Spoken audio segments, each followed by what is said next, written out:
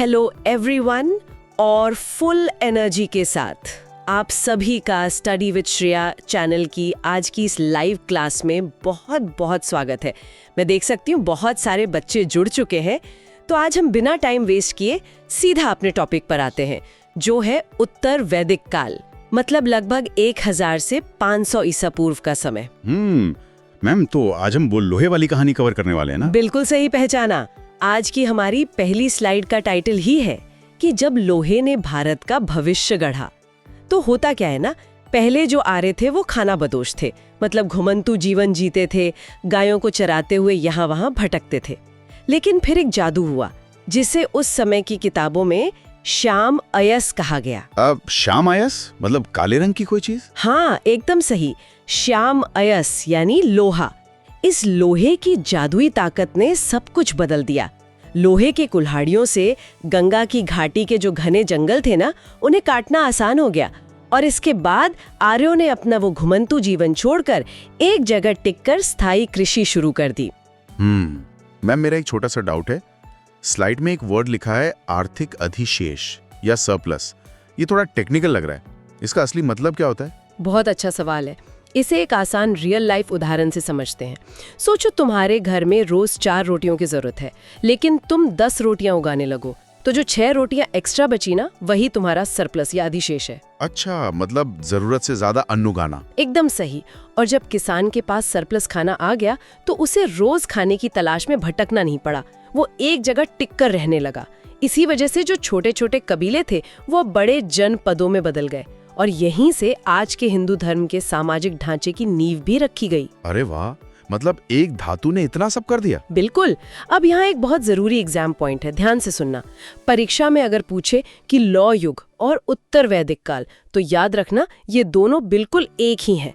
ऋग्वेद के समय में लोहा एकदम अज्ञात था, वहाँ केवल तांबा या कांसा चलता था। अब हम अपनी दूसरी स्लाइड पर चलते हैं, जहाँ हम देखेंगे कि कैसे पंजाब से आगे बढ़कर गंगा यमुना का दोआब इनका नया शक्ति केंद्र बन गया।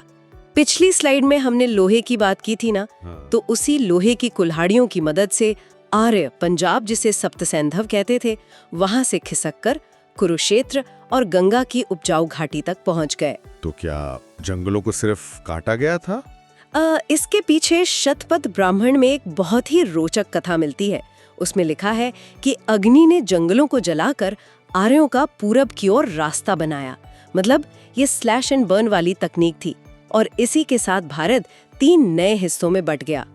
उत्तर का आर्यावर्त, बीच का मध्य देश और दक्षिण का दक्षिणापथ। और इसी टाइम पे वो कुरु और पांचाल जैसे बड़े महाजनपद भी बने होंगे ना? एकदम सही जा रहे हो। कुरु, पांचाल, कोसल और विदेह जैसे शक्तिशाली महाजनपदों का उदय यहीं हुआ। मैम, एक बात सोच रहा था, क्या आर्यों के इस विस्तार की कोई बाउंड्री लाइन या अंतिम सीमा भी थी, या वो बस बढ़ते जा रहे थे? क्या बात है, बहुत ही स्मार्ट सवाल पूछा है तुमने। और ये हमारा आज का दूसरा एग्जाम पॉइंट है। सदा नीरा नदी, जिसे आज हम गंडक नदी कहते हैं, वो आर्यों के पूर्वी विस्तार की अंतिम सीमा थी। एग्जाम के लिए सबसे जरूरी सवालों में से एक है, तो इसे अपनी कॉपी में हाइलाइटर से मार्क कर लो। हाँ मैम, कर लिया। सदा नीरा यानी आज की गंडक। शाबाश। अब स्लाइड 3 पर आते हैं। हमने जमीन के विस्तार की बात कर ली, अब ज्ञान के विस्तार को देखते हैं। इसी काल में बचे हुए 3 वेद रचे गए, सामवेद, यजुर्वेद और अथर्ववेद, और उनके ब्राह्मण ग्रंथ भी लिखे गए। श्रुति और स्मृति के नियम बने। ब्राह्मण ग्रंथों में तो बहुत सारे रीति रिवाज और अनुष्ठान होते हैं ना? हाँ, और यही तो पॉइंट है।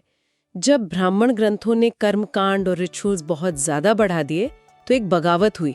उपनिषदों ने इन कर्मकांडों को चुनौती दी और दार्शनिक चिंतन, मतलब आत्मा और परमात्मा की नींव रखी। और तुम्हें पता है, ये सब बिना लिखे होता था। 12 सालों तक आश्रमों में कठोर ओरल एजुकेशन दी जाती थी।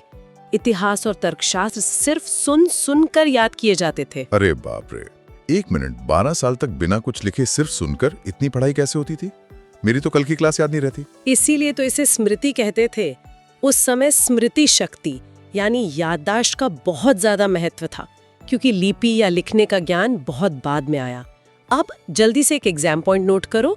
उपनिषदों की कुल संख्या 108 है और इन्हें वेदांत भी कहा जाता है। वेदांत मतलब वेदों का अंत? हाँ, क्योंकि ये वेदों के अंतिम भाग हैं और उनके दर्शन का पूरा सार इनमें छुपा है। इसे एकदम रट लेना। बिल्कुल मैम, 108 उपनिषद दिमाग में लॉक कर लिया। बहुत बढ़िया। अब स्लाइड 4 देखो, कबीलाई जीवन का अंत और क्षेत्रीय साम्राज्यों की शुरुआत। पहले स्लाइड में हमने खेती और टिकर रहने की बात की थी ना, अब उसी से इसे जोड़ो।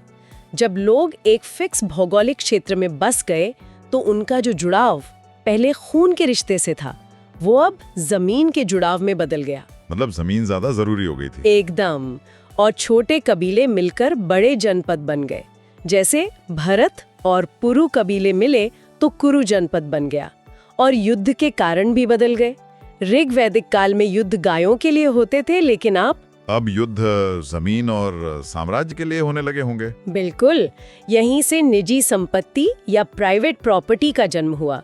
मेरी जमीन, मेरा खेत, ये वाला कॉन्सेप्ट शुरू हो गया। तो मैम, जब लोग जमीन से इतना जुड़ गए तो क्या उस पर्टिकुलर इलाके का कोई खास नाम भी रखा जाने लगा था? तुमने फिर से एक बहुत अहम जगह पर पॉइंट आउट किया है। हाँ। और यही हमारा एग्जाम पॉइंट है। राष्ट्र या टेरिटरी शब्द का पहली बार प्रयोग इसी काल में मिलता है। ये सीधा सीधा कबीलाई शासन के खत्म होने का सबूत है। अच्छा, तो राष्ट्र शब्द पहली बार उत्तर वैदिक काल में आया। हाँ, और इसी से हमारी 5वीं स्लाइड जुड़ती है। जमीन का महत्व बढ़ा तो राजा की ताकत भी बदल गई। जो राजा पहले गोपति यानी सिर्फ गायों का रक्षक था, वो अब भूपति यानी जमीन का मालिक बन गया। गोपति से भूपति? हाँ। ये तो बहुत बड़ा प्रमोशन हो गया राजा का। सिर्फ इतना ही नहीं, राजतंत्र अब वंशानुगत हो गया था। मतलब पिता के बाद पुत्र ही राजा बनेगा। राजा का स्टेटस प्रथम सेवक से उठकर ईश्वर का प्रतिनिधि बन गया। अच्छा। वो खुद को सामाजिक व्यवस्था का रक्षक मानने लगा और अपनी पावर दिखाने के लिए राजाओं ने दिशाओं के अनुसार नई बड़ी बड़ी उपाधियां लेना शुरू कर दिया। मैम, अगर राजा की पावर इतनी ज्यादा बढ़ गई थी तो क्या उसने कोई बहुत बड़ी परमानेंट आर्मी या सेना भी बना ली थी? नहीं, ये एक कैच है। अभी कोई स्थायी सेना नहीं बनी थी, लेकिन उनकी एडमिनिस्ट्रेटिव पावर बहुत बढ़ गई थी। अब एग्जाम पॉइंट सुनो। दिशाओं वाली उपाधियों को याद करने की एक प्रीवियस ईयर क्वेश्चन ट्रिक है। उत्तर में राजा को विराट कहते थे, पूर्व में सम्राट, पश्चिम में स्वराट और दक्षिण में भोज। एक सेकंड। उत्तर विराट, पूर्व सम्राट, पश्चिम स्वराट और दक्षिण भोज। ये मैंने अपनी शॉर्टकट डायरी में लिख लिया है। Very good. अब राजा ने ये उपाधियां तो ले ली, लेकिन दुनिया को अपनी पावर दिखानी भी तो पड़ेगी ना। तो स्लाइड 6 इसी बारे में है। राजसूय, अश्वमेध और वाजपेय यज्ञ, ये सब शक्ति का भव्य प्रदर्शन था। हाँ, अश्वमेध तो मैंने रामायण में भी सुना है, वो घोड़े वाला यज्ञ। बिल्कुल वही। राजसूय यज्ञ सर्वोच्च शक्ति के राज्याभिषेक के लिए होता था। वाजपेय यज्ञ में रथ दौड़ होती थी, जहाँ राजा की जीत पहले से फिक्स होती थी। और अश्वमेध यज्ञ में शाही घोड़े को छोड़कर नए क्षेत्रों पर कब्जा किया जाता था। अगर हम डीप एनालिसिस करें ना, तो ये सब सिर्फ धार्मिक नहीं था, बल्कि एक पॉलिटिकल प्रोपेगेंडा था। एक मिनट मैम, पॉलिटिकल प्रोपेगेंडा उस जमाने में? लेकिन पुरोहित और राजा एक दूसरे का इतना सपोर्ट क्यों कर रहे थे उस प्रोपेगेंडा में? क्योंकि इन दोनों का एक गठबंधन या नेक्सस बन गया था। सत्ता का भयंकर सेंट्रलाइजेशन हो रहा था। एग्जाम पॉइंट के लिए शतपथ ब्राह्मण का रेफरेंस याद रखना। उसमें लिखा है कि पुरोहित के बिना राजा की आहुतियां देवता स्वीकार नहीं करते। अच्छा, मतलब दोनों की एक दूसरे को जरूरत थी। राजा को भगवान का आशीर्वाद चाहिए और पुरोहित को राजा की पावर का सपोर्ट। एकदम सही शब्द है, सिम्बायोटिक या सहजीवी संबंध। अब जब सत्ता का इतना सेंट्रलाइजेशन हुआ तो स्लाइड 7 पर आते हैं। प्राचीन लोकतंत्र का अंत हो गया और राजा की निरंकुशता शुरू हो गई। राजा के पास इतनी पावर आ गई कि ऋग वैदिक काल की जो लोकतांत्रिक संस्थाएं थीं, उनका पतन हो गया। वो सभा और समिति वाली संस्थाएं? हाँ, विधाता नाम की संस्था तो पूरी तरह गायब ही हो गई और सभा और समिति केवल राजा की रबर स्टैंप बनकर रह गई। उन पर सिर्फ अभिजात वर्ग और ब्राह्मणों का कब्जा हो गया। ये तो बहुत बुरा हुआ। मैम, तो क्या महिलाओं को अब भी इन मीटिंग्स में बोलने दिया जाता था? ये इस काल का सबसे दुखद हिस्सा है। महिलाओं को अब सभाओं में बैठने या चर्चाओं में भाग लेने की अनुमति बिल्कुल नहीं थी। अब इस परीक्षा के सवाल को डिकोड करते हैं, जो बहुत बार आता है। क्या उत्तर वैदिक काल में सभा और समिति मौजूद थी? हाँ, मौजूद तो थी, पर आपने कहा कि वो कमजोर हो गई थी। सही जवाब उत्तर है हाँ, मौजूद थी, लेकिन वे शक्तिहीन थीं और महिलाएं उनमें नहीं जा सकती थीं। अब स्लाइड 8 देखो, जहां चीजें और भी सख्त हो जाती हैं। कर्म पीछे छूट गया और जन्म योग्यता का एकमात्र आधार बन गया। मतलब जिस घर में पैदा हुए वही आपकी पहचान। बिल्कुल। समाज पूरी तरह 4 वर्णों में बट गया, ब्राह्मण, क्षत्रिय, वैश्य और शूद्र।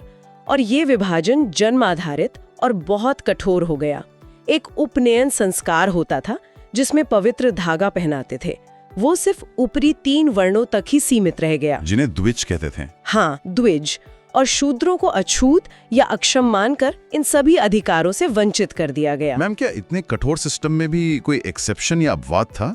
मतलब जिसे थोड़ी छूट मिली हो या ऊपर उठने का मौका मिला हो? ये बहुत ही अहम सवाल है और सीधा हमारा एग्जाम पॉइंट भी है।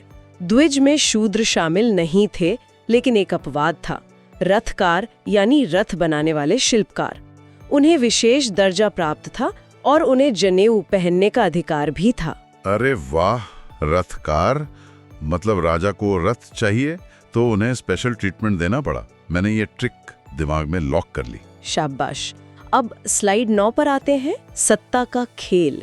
समाज के इस वर्गीकरण में ब्राह्मण और क्षत्रिय दोनों ही गैर उत्पादक वर्ग थे। मतलब ये खेती या व्यापार नहीं करते थे। श्रेष्ठता को लेकर दोनों में संघर्ष भी हुआ। संघर्ष? मतलब कौन बड़ा है इस बात पे? हाँ, ब्राह्मणों ने खुद को सर्वोच्च कहा तो राजाओं ने इसे चुनौती दी, लेकिन अंततः दोनों में एक सेटलमेंट हो गया। क्षत्रियों को अपनी वैधता के लिए पुरोहित चाहिए था और पुरोहित को संरक्षण के लिए राजा। इसके कुछ बहुत शानदार उदाहरण हैं, जैसे विदेह के राजा जनक और कैकेय के राजा अश्वपति, जिन्हें फिलोसोफर किंग्स कहा जाता है। मैं थोड़ा कंफ्यूज हो रहा हूँ।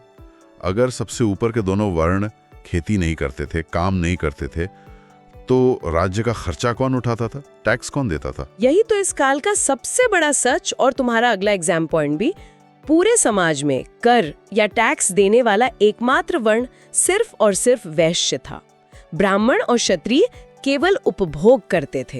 अरे बाप रे! मतलब पूरी इकोनॉमी का भार सिर्फ एक वर्ण पर? ये तो काफी अजीब लॉजिक है। सच में हैरान करने वाला है। अब स्लाइड 10 देखते हैं। संपत्ति और राजनीति के अधिकार तो छीने ही गए, समाज पूरी तरह से पितृसत्तात्मक यानी पेट्रियार्कल हो गया। महिलाओं को पुरुषों के अधीन माना जाने लगा और बाल विवाह की शुरुआत भी यहीं से हुई। मतलब महिलाओं की स्थिति काफी खराब हो गई थी? बहुत खराब। ग्रंथों में कुछ शॉकिंग उदाहरण मिलते हैं। ऐत्रेय ब्राह्मण में पुत्री को दुखों का कारण बता दिया गया और मैत्रायणी संहिता में स्त्री को पासा और शराब के समान एक बुराई कह दिया गया। ये तो बहुत ही गलत बात है। लेकिन मैम, मैंने गार्गी और मैत्रेयी के बारे में सुना है। जब माहौल इतना खराब था तो वो ऐसी दार्शनिक बहसों में हिस्सा कैसे लेती थी? वो अपवाद थे, लेकिन वशिष्ठ धर्मसूत्र में पत्नी को अर्धांगिनी भी कहा गया है, तो एक हल्का सा बैलेंस दिखता है। पर गार्गी वाला किस्सा हमारा एग्जाम पॉइंट है। दार्शनिक बहस के दौरान गार्गी को ऋषि याज्ञवल्क्य ने बहुत बुरी तरह चुप रहने की धमकी दी थी। धमकी दी थी? हाँ, और ये धमकी महिलाओं के गिरते सम्मान का सबसे सटीक प्रमाण है, जो परीक्षा में बार बार पूछा जाता है। इसे याद रखना। अब स्लाइड 11, सामाजिक शुद्धता और रक्त संबंधों की पहरेदारी। तुमने गोत्र शब्द सुना है? हाँ मैम, शादी ब्याह में अक्सर गोत्र पूछते हैं। बिल्कुल। ऋग्वैदिक काल में गोत्र का मतलब सिर्फ गाय का बाड़ा होता था, जहाँ कबीले की गाय बंधती थीं।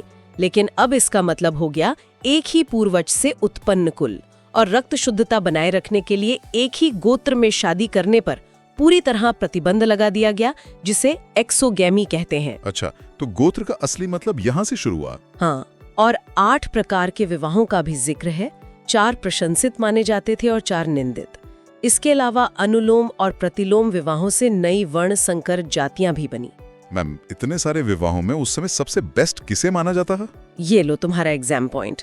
सगोत्र विवाह पर प्रतिबंध इसी काल में शुरू हुआ और ब्रह्म विवाह को सबसे पवित्र और श्रेष्ठ माना गया। इसे तुरंत नोट डाउन कर लो। जी मैम, ब्रह्म विवाह सबसे बेस्ट, कर लिया नोट। अब स्लाइड 12 देखो। 100 वर्ष का जीवन 4 हिस्सों में बटा, एक मास्टर प्लान। प्राचीन भारत के सोशल इंजीनियरिंग मॉडल को आश्रम व्यवस्था कहा गया। वो 25-25 साल वाले 4 हिस्से ना? हाँ, ब्रह्मचर्य, गृहस्थ, वानप्रस्थ और सन्यास। और जोर इस बात पर था कि गृहस्थ आश्रम सबका आधार है, क्योंकि यही वर्ग टैक्स देकर बाकियों का पेट पालता था। मेरा एक सवाल है, क्या ये चारों आश्रम एक ही बार में लागू हो गए थे या धीरे धीरे किताबों में लिखे गए? बहुत ही तकनीकी सवाल है और यही एग्जाम पॉइंट भी है। शुरुआत में सिर्फ 3 आश्रम थे। 3 आश्रमों का पहला उल्लेख छांदोग्य उपनिषद में मिलता है और चारों आश्रमों का, जिसमें सन्यास भी शामिल है, उसका स्पष्ट उल्लेख पहली बार जाबालोपनिषद में मिलता है। तो इस कंफ्यूजन को एग्जाम के लिए दूर कर लेना। एकदम क्लियर। छांदोग्य में 3, जाबालोपनिषद में 4। Very good. अब स्लाइड 13 पर चलते हैं, जहां हम वापस अर्थव्यवस्था से जुड़ेंगे। पशुपालन अब गौण हो गया था और कृषि मुख्य आजीविका बन गई। वो लोहे वाले हल की वजह से? बिल्कुल। 24 बैलों द्वारा खींचे जाने वाले विशाल हलों से गहरी जुताई होती थी और गंगा के मैदानों की नमी के कारण व्रीहि यानी चावल सबसे महत्वपूर्ण फसल बन गई। इसी सरप्लस उत्पादन से आबादी बढ़ी और लोग शहरों की तरफ बढ़ने लगे। कृषि की प्रतिष्ठा इतनी बढ़ी कि भगवान बलराम को हलधर कहा जाने लगा। मैम, चावल के अलावा और कौन सी फसलें थीं और उनके पुराने नाम क्या थे? Exam point alert. वैदिक नामों को कंठस्थ कर लो। व्रीहि का मतलब चावल, गोधूम का मतलब गेहूं और यव का मतलब जौ। व्रीहि चावल, गोधूम गेहूं और यव जौ। Done ma'am. अब स्लाइड 14 देखो। स्वैच्छिक दान से अनिवार्य टैक्स तक का सफर। कृषि से इनकम बढ़ी तो एडमिनिस्ट्रेशन भी बदल गया। ऋग्वैदिक काल में बलि नाम का एक टैक्स था जो मर्जी से दान के रूप में दिया जाता था, लेकिन अब वो जबरदस्ती वाला टैक्स बन गया होगा। हाँ, वो अब एक अनिवार्य कर या कंपल्सरी टैक्स बन गया और इसे वसूलने के लिए संग्रहीत्री यानी टैक्स कलेक्टर और भागादुग यानी डिस्ट्रीब्यूटर जैसे अधिकारी नियुक्त हुए। ये भारत में ब्यूरोक्रेसी की शुरुआत थी। और व्यापार में भी तो बदलाव आया होगा। बिल्कुल। वस्तु विनिमय या बार्टर के साथ साथ अब निष्क और शतमान जैसे सोने के टुकड़ों का इस्तेमाल मुद्रा की तरह होने लगा। लोहार, जौहरी और पेंटेड ग्रेवेयर यानी चित्रित धूसर मृदभांड बनाने वाले कुम्हारों का उदय हुआ। मैम, तो क्या इस समय तक पक्के शहर बन चुके थे? पूरी तरह से तो नहीं बने थे, पर ये एग्जाम पॉइंट है कि तैत्तिरीय आरण्यक में पहली बार नगर शब्द का उल्लेख मिला है। अच्छा। हस्तिनापुर और कौशाम्बी जैसे इलाके आद्य नगर या प्रोटो अर्बन सेंटर बन गए थे। अच्छा, मतलब शहरों की बस शुरुआत हो रही थी। हाँ। अब स्लाइड 15 पर आते हैं। देवताओं का बदलता स्वरूप। अर्थव्यवस्था और समाज बदला तो लोगों के भगवान भी बदल गए।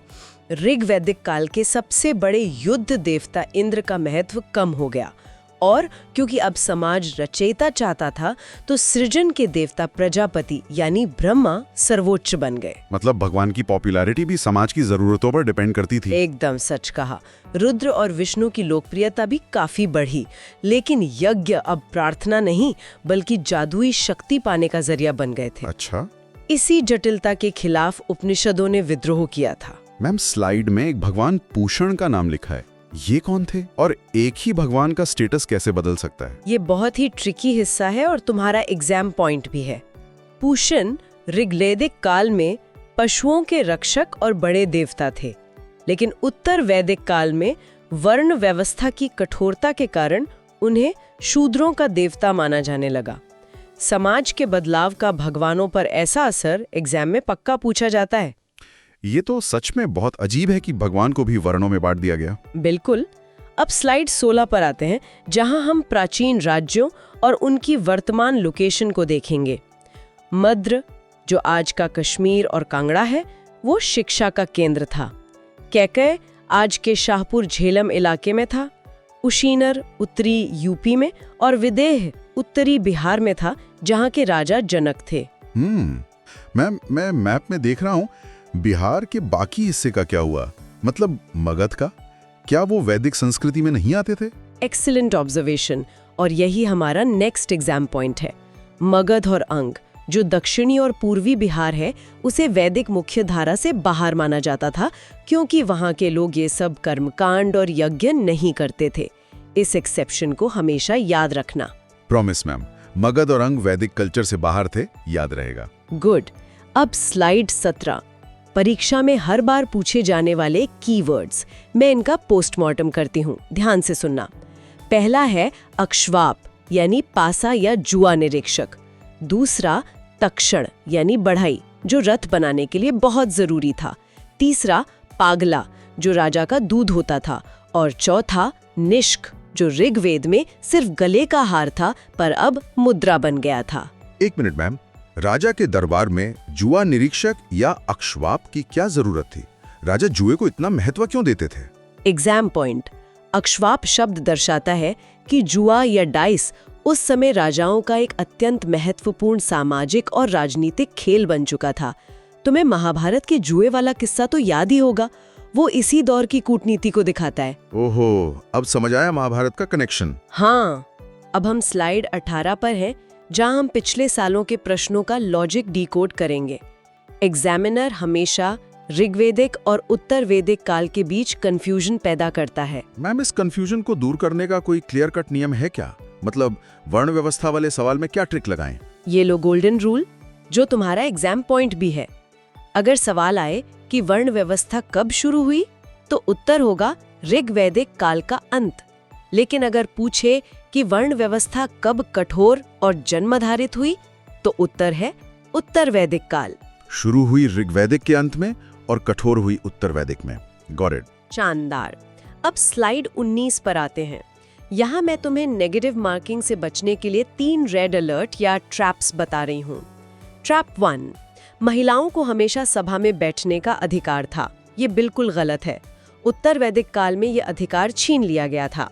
ट्रैप 2, लोहा ऋग्वैदिक काल की मुख्य धातु थी। गलत, ऋग्वेद में लोहा था ही नहीं।